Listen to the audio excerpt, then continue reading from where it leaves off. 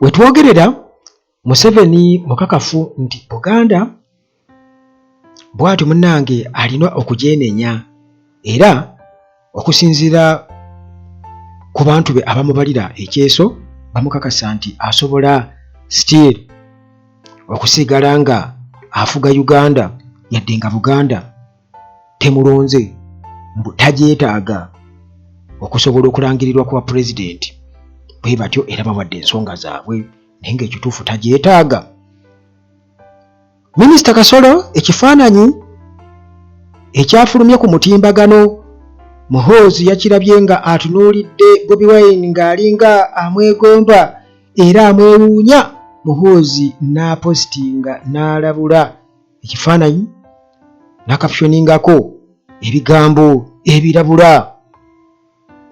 Kakati influence nnene nnyo oba oli awo mu regions ez'enjawulo okusinziira ku bantu abagenda okubeera nga bavuganya 2026 kuba president gye bava. Opondo atukakasizza ku Nandala Mafaabi w'amaanyi oba si w'amaanyi yadde n'akamu. Kale bwe ntyo muganda wange saawa eno wano ku Uganda at Large nga bulijjo Uganda at Large mu mikwesese zikomete yaffe twamaze dde okubeera nga tugijjayo era ekinja twamaze dde okubeera nga tukijjako.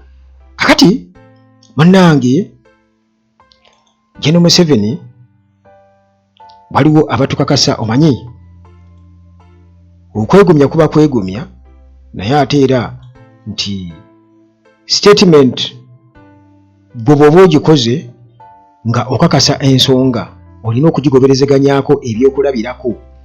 Abantu ne bakakasa nti ddala mutuufu Museveni teyeetaaga Buganda. Bagamba nti Museveni teyeetaaga Buganda okusobola okuretaininga presidency ye era ba experts waliwo expert y'omu atukakasizza. Oluvannyuma bw'ebyo ebyabadde ku matikkira ga Kabaka ag'omulundi ogwa-32 ebyabaddeyo.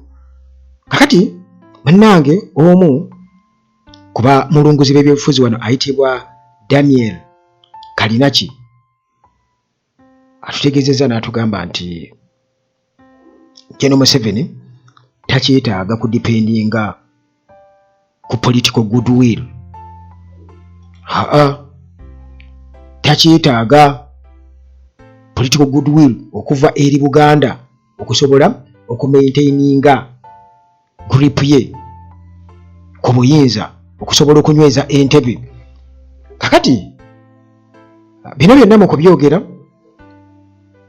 asinziddeko kubeera nti abamu ku bantu ba Museveni ababadde abagenze ekibuli ku matikkira ga Kabaka nti abantu tebabasanyukidde. Abantu tebabasanyukidde kwegamba babaddeyo nga bakyetwala kwegamba nga abantu balaga babeetamwa dda twabeetamwa. Kakati okusinziira munnange ku Kalinaki yagamba nti Museveni ye kwegamba yamastaringa ekintu kye ati we owa statecraft n'okukonsolidatinga control over key instruments of power.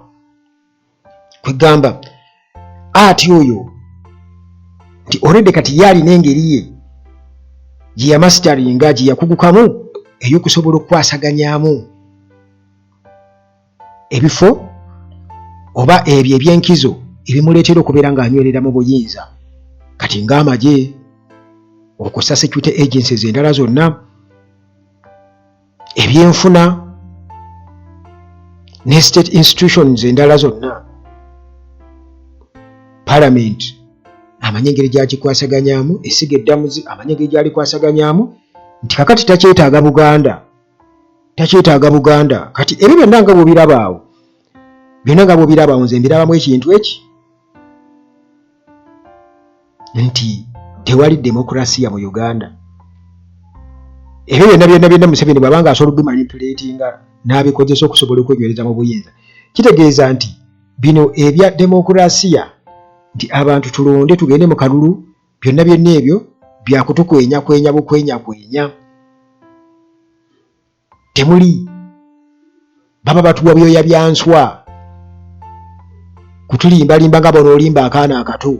Kale genda ddayo tokaaba tongoberera, ngenda kukuleetera ice cream, ngenda kukuleetera sweet, ngenda kugulira akamotoka. Ojja kukomawo nga keebasenga n'okubigula tobiguze, ogenza okweta ku maduuka nga baagasibye nga baggaddewo dda gonnyuse leeti.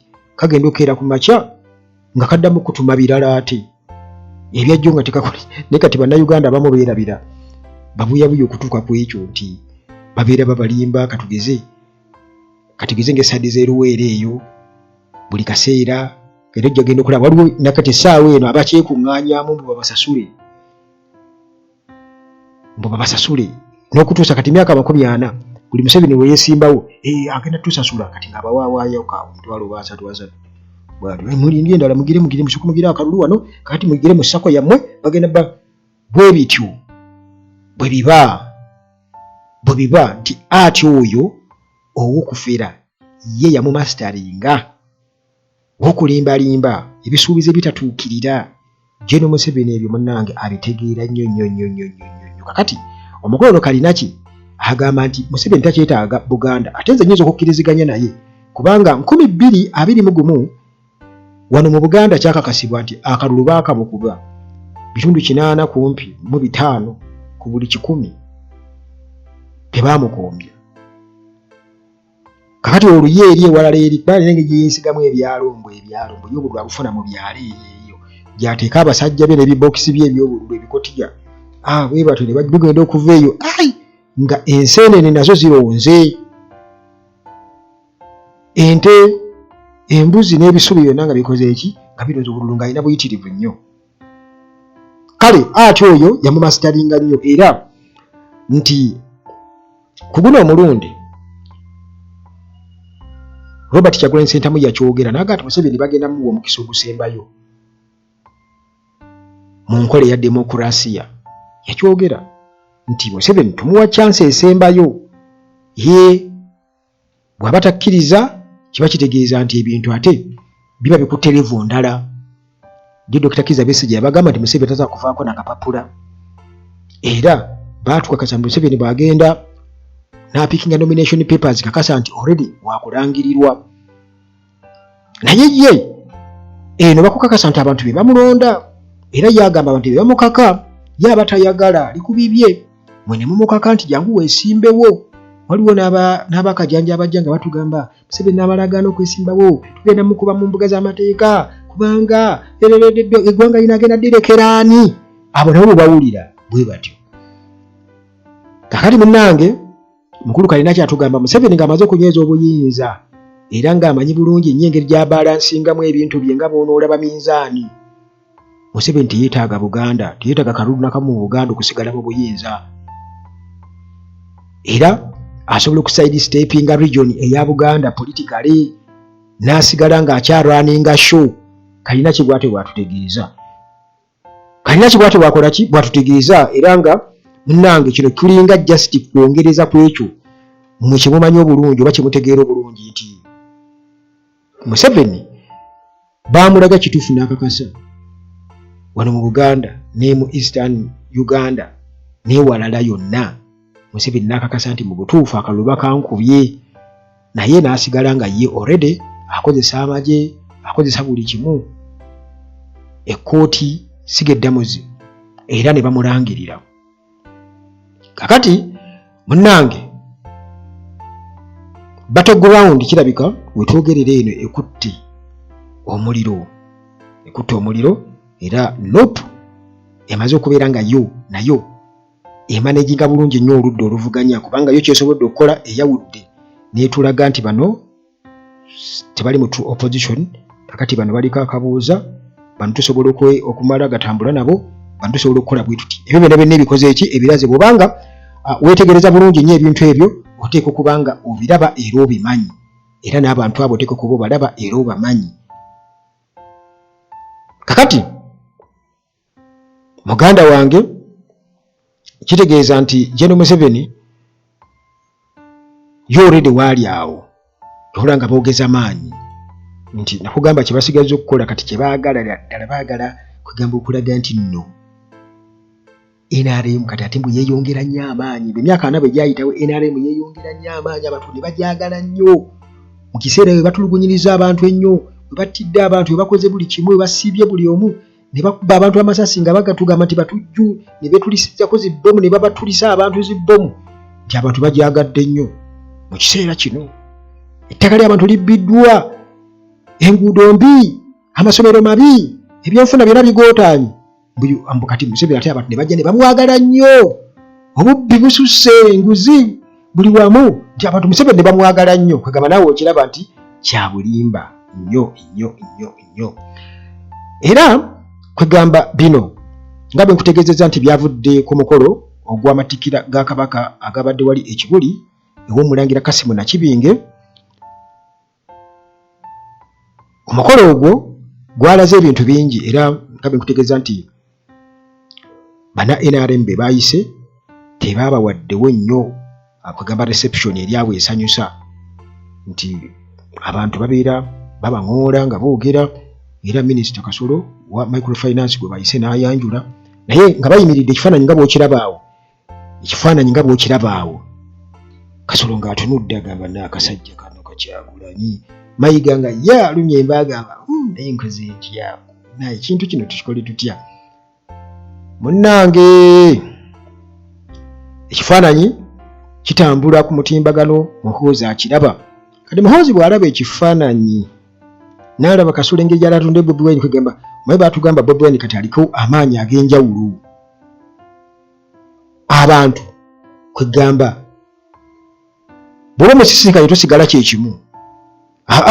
Era wonna waayita abantu alekawo abanga kugamba alese ebbugumu, kati abantu baayitirizza nnyo okumusoosowaza, era bw'atyo n'abeera nga yeyabadde ku mukolo. Ate jjukira Kabaka teyabaddeko, kakati awo n'alabika nga yeyabadde omunene ate akola ki, aliko ku mukolo. Kati ekifaananyi kino nga kitambudde ku mutimbagano, Muhoozi akigwako naye akiteekako ebigambo ng'amaze okukiraba n'akisheyaringa, n'agamba nti screenshot amaze ogiteekayo Muhoozi n'akaptioningako ekigambo nti closely monitored, nti ono kati naye amutunuulidde nga bw'ali.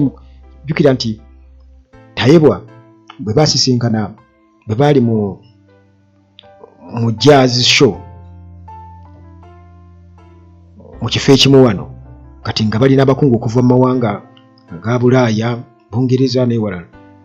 Bwe yabalaba yalaba ekifaananyi n'alabula naga nti bano bandiddemu olukwe, kyokka ate nga mikwano gyange ngenda batola mu tribunal. Kati abantu abo munnange General Muhoozi kasita akulaba n'omuntu ye, kubanga ye kati obusungu bwe n'ettima lye n'obutayagala ebyo byo biri nakyo, kubanga bamuzaala kola ekyo kuwoolera. Kitaawe bwe yatugamba yamuzaala kuwoolera, kati apotroyingira ddala ekyo. Kati gwe bakola n'omuntu nga takwatagana naye, kitegeeza naawe aba atandise okukuteeka mu ssaako yemu, aba atandise okukumonitaringa, akuteeka wali mu karantiini yo n'atandika okukumonitaringa. Si kubanga already naawe kati wakyukadde, kuba kati Kasolo engeri gy'ali atudde Bobi Wine ng'alinga agamba bannange nange nimba gwe amaanyi yagajjawo oba kiki, ebintu ebifaanaganako bwe bityo. Kakati amaanyi munnange go gali awo, influence already Bobi Wine yagirina mu Uganda yonna, naye waliwo n'omulala agirina, kyekyebuuzibwa. Kakati tulaba nga FDC ereeta Nandala Mafaabi nga flaga bearer waabwe 2026. Kati Nandala Mafaabi ono abamu bagamba nti alina amaanyi mangi nnyo mu Eastern Uganda eyo, obuvanjuba bwa Uganda, naye ng'ate Ofono Opondo yagamba nti talinaawo ko yadde, talinaawo ko oyo si kingpin mu East nga bwe mulowooza.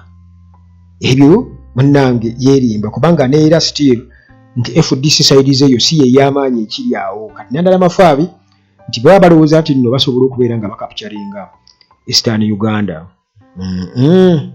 Naye ate era nange nsobola okukkiriza Ofono Opondo kyayogera nti kati abantu bakyukidde ddala, ebintu kati babiraba bulala nnyo, si kakuba nti nno oba oli wakati. We tugenda maaso bannayuganda balina okubeera nga bava ku nsonga y'amawanga. Tubulira nga ne Robert Mao ne bwe yeesimbawo ne Bobi Wine mu Northern Uganda bajja mukuba akalulu, bajja kamukuba. Kale munnange influence erabika ndowooza egenda eriibwa, era nga tukimanyi bulungi nnyo ne NRM ku muhoozi tasobola kumala olunaku nga tayogedde ku Bobi Wine. Teri muntu ayinza kuwangala mu byabufuzi essaawa eno tugenda mu 2026 nga tayogedde ku Bobi Wine, nti ebibiina by'obufuzi byonna ebipya byonna bizimbiddwa ku mulamwa gwa kulwanyisa Bobi Wine. NRM kenyini ne Museveni kenyini kati ayogera speech ye mwino okuba mu Bobi Wine, abo ba foreign funders be bamuteekamu ssente, abo bazze ku destabilizing Uganda, abo tugenda kukola tutya. Ekitebe kya NUP kirina okuba nga kirawunwa buli kaseera. Ewa Bobi Wine balina okulawunayo ne kamera baziteekateekawo dda, ne ku kitebe kya NUP bateekateekawo dda kamera okulaba biki ebigenda mu maaso. Si najjala nkumbi ku FDC oba ewala yonna. Muganda wange si ku balintu wali ku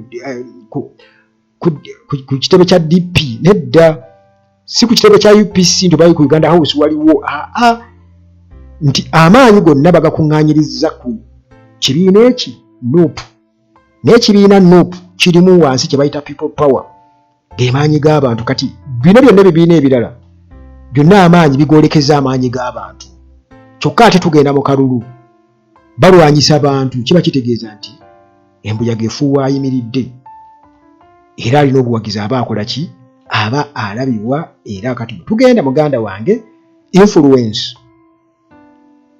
kino Museveni akozesa magye, sente ne institutions zonna n'ebikono bya gavumenti, judiciary, executive, yorede kyabagamba kye bakola okukosa ne legislature, parliament, naye ezenera kontolize buli kimu kyagala kye bakola kyalagira yagiyingira dda buli wamu infiltratingawo.